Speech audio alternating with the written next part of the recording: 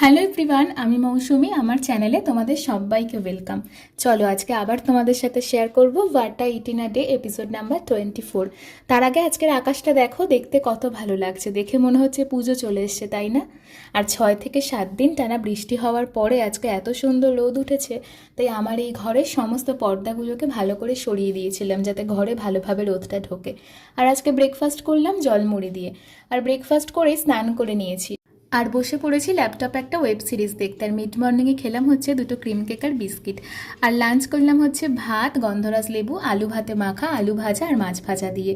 আর আজকে বিকালে নাচের ক্লাস ছিল, তো ক্লাস করে খেলাম হচ্ছে একটু লিকার চা। আর আজকে অনেক দিন পর না আমাদের বাড়ির উঠোনে একটু হাঁটছিলাম। আসলে এখন তো সেরকম একটা বেরোনোও হয় না, হাঁটাহাঁটিও করা হয় না। আর সন্ধেবেলায় খেলাম হচ্ছে অল্প একটু পাস্তা। আর ডিনারে ছিল হচ্ছে ভাত, মাছ ভাজা, ডিম সেদ্ধ। সো আজকের শর্টস ছিল এইটুকুই। সবাই ভালো থেকো, সুস্থ থেকো, টাটা।